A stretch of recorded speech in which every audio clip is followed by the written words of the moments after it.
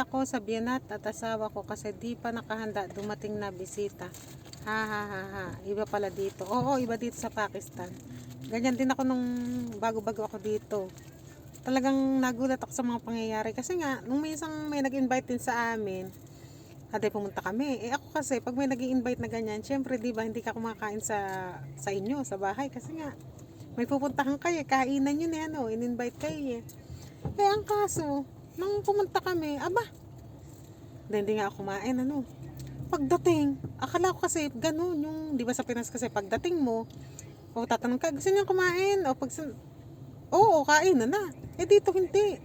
Ang i-offer muna sa'yo ay tubig. Kasuhin ka nila, kaya nga lang iba dito. Tubig muna, juice, ganyan kung ano gusto mo. O soft drinks, ganyan. Saka prutas ang unang ipinapakain.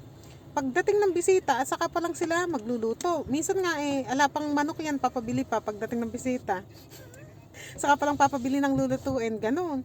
Saka pa lang magluluto. Kaya dito, baliktad. Kwentuhan muna, kwentuhan. Saka pa lang magluluto, kainan. Eh sa Pinas kasi, habang nagkakainan, ay kwentuhan. Tapos pagkatapos ng kainan ay kwentuhan, 'di ba? Ganoon. Una kainan sa atin eh, saka kwentuhan eh, 'di ba?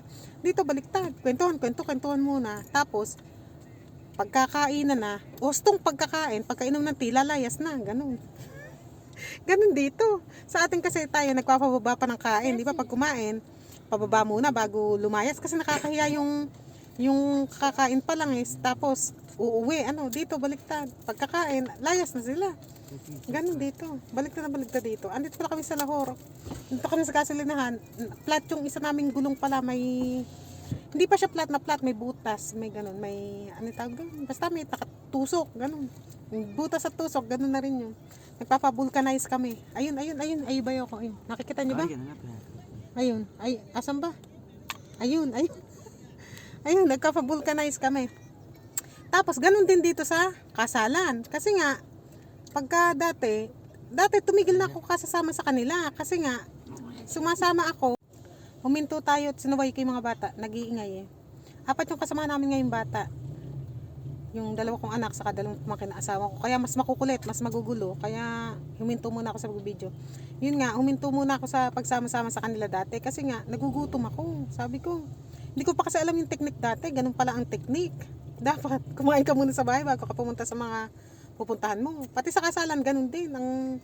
Ang nakalagay sa invitation niyan ay alas 7. Alas 7, kunwari alas 7 ng gabi. Aba, minsan, alas 9 na, hindi pa kumakain. Ay, anong klase naman kako to? Alas 7 sa invitation na. Alas 9 na, ala pa. Nararanasan ko yan, yung kumakain ka pa, pinatay na ilaw.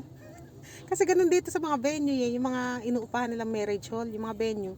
Kunwari, 3 hours lang upa nila. 7 to 10, pag alas 10 na, kahit na kumakain pa yung iba, papatay na yung ilaw noon. Pagpapatayan ka ng ilaw. Kahit na kumakain ka pa, naranasan ko dito yun, yung kumakain pa ako, pinatay na yung ilaw. Galing ka kuya. Sana all, sabi ko kumakain pa, pinatay na yung ilaw. Hindi naman totaling lahat, pero yung sa gitna, yung sa mga tao, ang tinitira na lang yung mga gilid, yung mga mahihina, ganun. Kasi nga, tapos na yung renta nila, yung oras. Kaya ayun.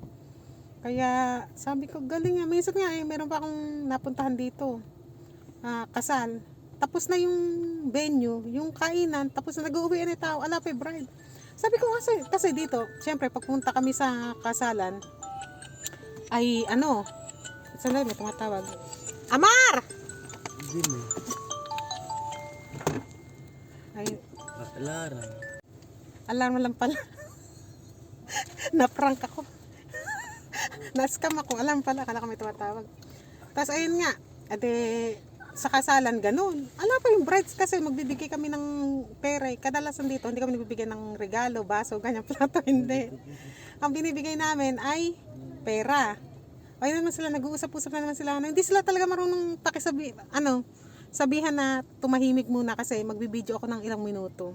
Mag-iingay sila.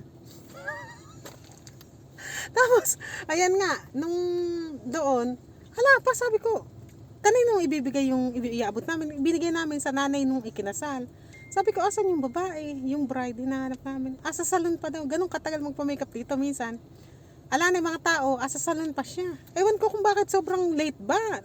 Na late ba siyang pumunta sa salon? Kasi dito, matagal talaga makeup pa ng kinakasal. Kaya yung iba, maaga pa lang, pumupunta na sa salon para maaga matapos.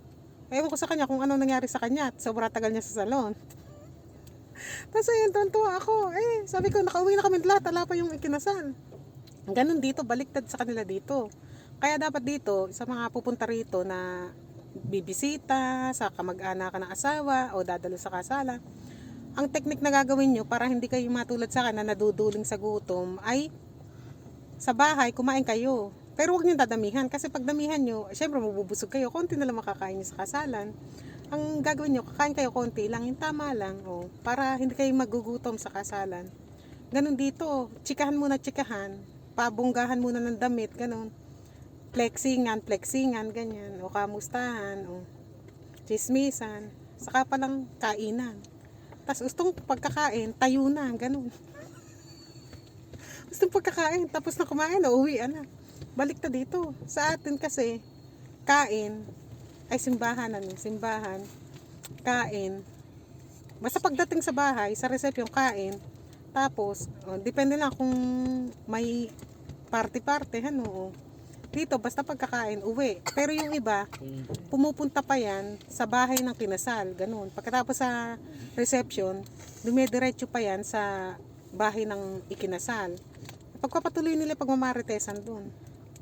Tas yung iba, tinitingnan yung bagong gamit, ganyan. Kasi, nang bagong mag-asawa, ganun. Ito yung ganito, ganyan. Ito yung binigay ni ganito. Yung regalo ba, yung sa bagong bahay, ganun. Basta ganun sila. Kaya kung magpapakasal dito, mas maganda gabi. Para hindi na pupunta sa bahay niyo yung mga bisita. Uuwi na sila kasi pag gabing-gabi na natapos yung kasal, ay hindi na pupunta yun, di ba?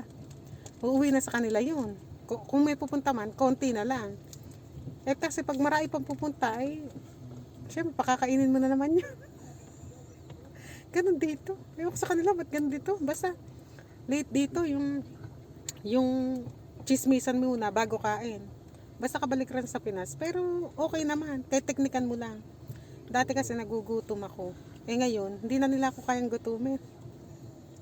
Kumakain ako sa bahay.